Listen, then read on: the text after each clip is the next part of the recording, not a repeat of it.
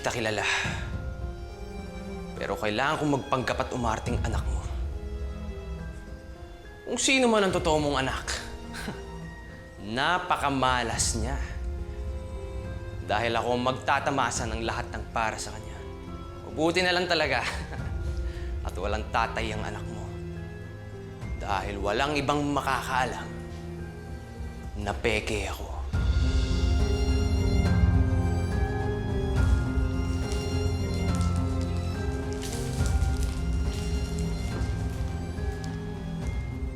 Kilala ba kita? Hindi. Pero... kilala mo ba si Marian?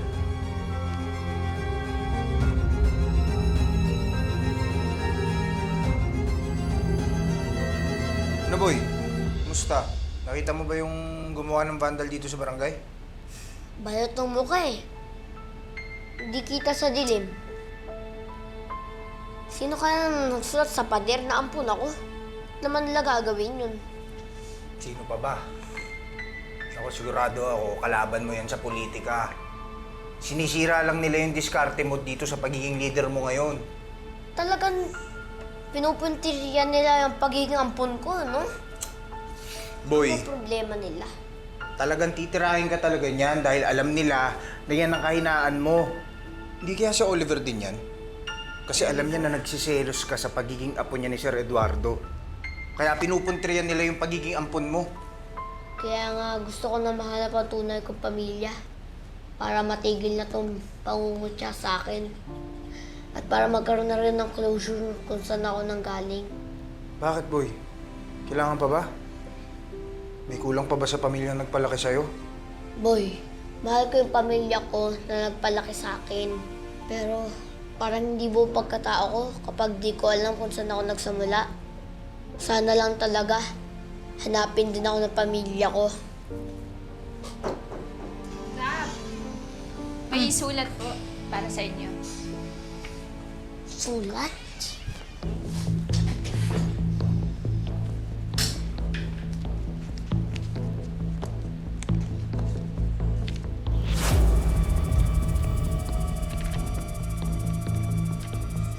Bakit, boy? Ano nakasulat? Dear Rambo, kilala ko ang mga magulang mo.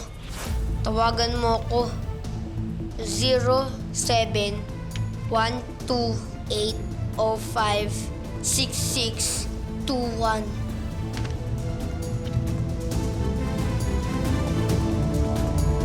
Hindi ko alam na nagkaroon pala ng anak si Marian. Teka nga, ang dami mong tanong eh. Sino ka ba talaga? Sorry. Ako si Albert. Kaibigan ako ng mami mo. Magkababata kami. Taga rito rin ako sa Corazon. Oliver. Sige, una na ako. Nice to meet you, Oliver. Pwede ka na umalis ha. Kailangan ko pa isara to eh. Sige.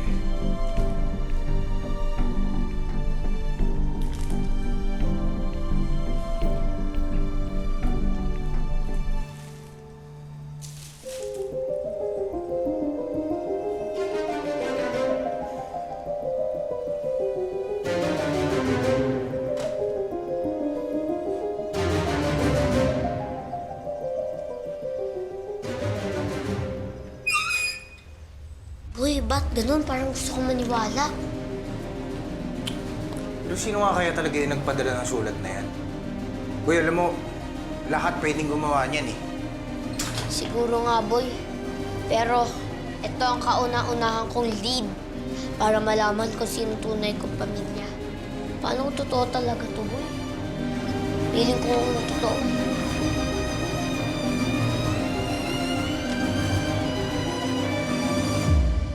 Buti kung scammer lang yan. Wala naman siyang makukuhang pera kay kuya. Paano kung saktan siya ng kung sino man yan? Ba't di naman ako sasaktan? Kuya, hello. Nasa politika ka kaya? Anak, tama yung mga kapatid mo. At saka hindi mo nga kilala kung sino nasa likod ng sulat na to. Bakit bigla-biglang lumilitaw to? Nakakatakot, anak. Paano kung manloloko lang to? Pero nay, paano kung totoo? Eh di pinalampas ko na ang pagkakataon na makilala ang totoo kong mga magulang. Anak, Hindi ka naman namin pinipigilan na makilala mo ang tunay mo magulang. Pero anak, hindi sa ganitong paraan. Paano kung hindi to totoo? Nay, hindi natin malalaman kung totoo ba yan o hindi. Hanggat hindi ko sinusubukan. Patol ka talaga, kuya?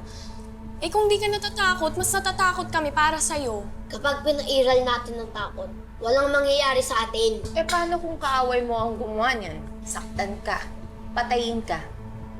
May magagawa ka ba?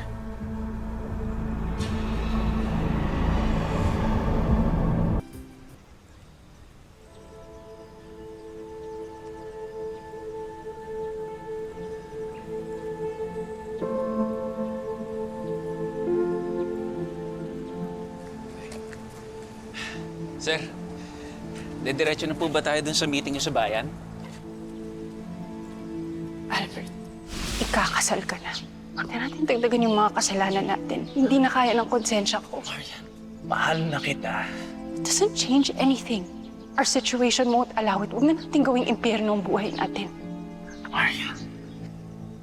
There are far greater things in life than love. At yun ang pipiliin ko. I hope you have a good life, Albert. Sir, Ano yun? May sinasabi ka ba? Sorry. Sir, tinatanong ko po kung pupunta na po ba tayo dun sa susunod na meeting niyo sa bayan po. Sir, may problema po ba kayo? Okay lang po ba kayo? Hindi naman po siya nanghihimasok ako, pero baka po makatulong ako. Gregory, hindi ko alam kung dapat ko pang sabihin sa ito, pero paano kung nalaman mo na may anak kayo ng dati mong karelasyon? Tapos ngayon mo lang nalaman.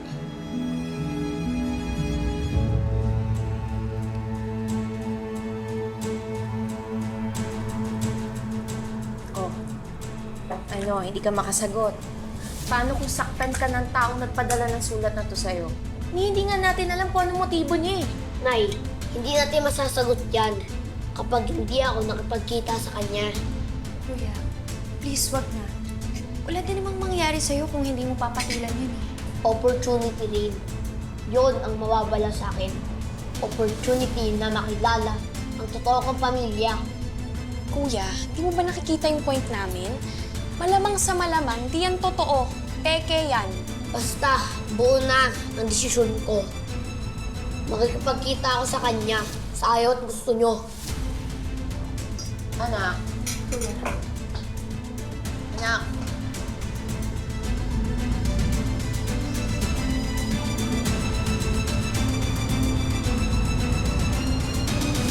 I'm sorry kung naging overprotective ako sa anak mo. Pero it's not like I'm controlling his life. Hindi lang ako papayag na maimpluwensyahan siya ng anak ni Esmeralda. I really don't know what Albert's intentions are and why he wants to be friends with Oliver. Scam talaga yan, boy. Boy, maghintay muna tayo buong araw. Kapag hindi siya mag-reply, eh hindi ko na papatulan.